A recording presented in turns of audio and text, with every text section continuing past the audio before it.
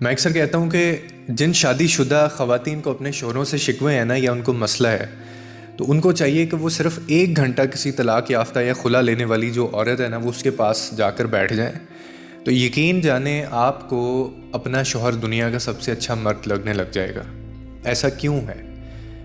असल जो मसला है ना, वो ये नहीं है कि हम क्यों ऐसा चाहते हैं। अक्सर अपनी मौजूदा जो नेमतें होती हैं ना, हम उसको मामूली समझ रहे होते हैं जब तक उनकी कमी का जो एहसास है उनको ना दिलाया जाए। तलाक़ याफ्ता या अकेली औरत के पास जो है ना, बैठ कर ये एहसास होता है कि शिकायत और महरूमी में कितना फ़र्क है। अब आपको मैं ये दोनों चीज़ें एक्सप्लेन कर देता हूँ, ज़रा सुनिएगा। शिकायत जो है ना, शिकायत में रिश्ता मौजूद होता है, आवाज़ सुनी जा सकती है, बात की जा सकती है, उम्मीद बाकी रहती है। जबकि महरूमी जो होती है ना, महरूमी में खामोशी होती है, खालीपन होता है और एक ऐसा खला होता है जो कभी पुर नहीं होता।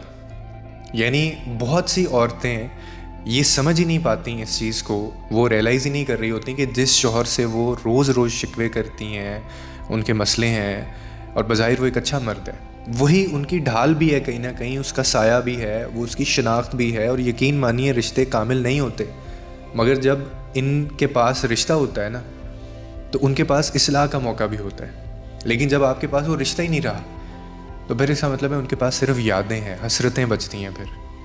फिर आप शिकवे भी आप कर लें, कोई फ़र्क नहीं पड़ता, क्योंकि बाज़ दर्द वो होते हैं जो इंसान को खामोशी से खा जाते हैं और वो शोर नहीं मचाते। मेरा मानना है कि औरत को समझ हमेशा देर से आती है। हालांकि मैंने हमेशा औरत की बात की है, उसके हक़ की बात की है, लेकिन फिर भी मुझे कहीं ना कहीं ये लगता है कि औरत वफ़ादार मर्द संभाल नहीं सकी आज तक।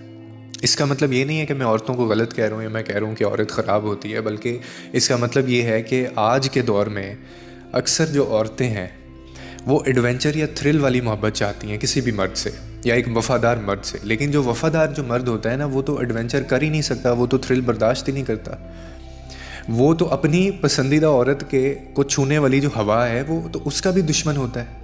वो इतना पॉसेसिव होता है। उसका मकसद आपको कैद करना नहीं होता, बल्कि आपको माशरे के गंद से बचा के रखना होता है। और ये औरतों को नहीं समझ आता, उनको नहीं पता, एक मर्द जानता है कितना गंद है। इसको वो तनकीद समझ लेती हैं अक्सर। वफ़ादार मर्द वो होता है जो अपनी औरत के साथ ज़िंदगी जीता है, खेल नहीं खेलता। लेकिन अफसोस कि ऐसे मर्द अक्सर तन्हा रह जाते हैं ज़िंदगी में, क्योंकि औरतों को देर से एहसास होता है कि दुनिया में सब मोहब्बत करने वाले एक जैसे नहीं होते। और जब वो धोखा, झूठ और इस्तेमाल का मज़ा चखती है ना कहीं और से, तब उनको जाके ही समझ आती है कि जिस मर्द को वो बोरिंग कहती थी, या जिनको वो कहती थी कि तुम बहुत छोटे जहन के मालिक हो, तो असल में दरअसल वही नेमत था उनके लिए। तो असल मसला कहाँ है सर? असल मसला ये है, यहाँ है कि आज मोहब्बत को एक बहुत ही वो सनसनीखेज़ और टाइमली वो एक अट्रैक्शन के पैमाने में तोला जाता है, जबकि वफ़ादारी जो है वो ऐसे ही होती है।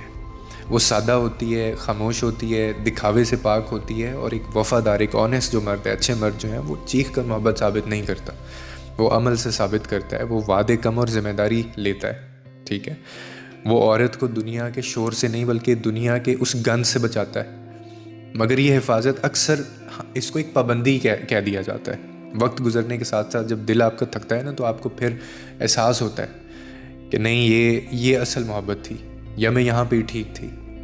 तब जाकर एहसास होता है कि जो सुकून देने वाला था, जो ठहराव था, वही असल में मोहब्बत थी। और बदकिस्मती ये है कि ये एहसास अक्सर बहुत देर से आता है इनको, तब जब वो वफ़ादार मर्द तन्हाई ओढ़ चुका होता है। ठीक है, और जब एक मर्द तन्हाई ओढ़ ले, तो फिर वो अकेला, वो उसको कोई चीज़ अपील नहीं करती।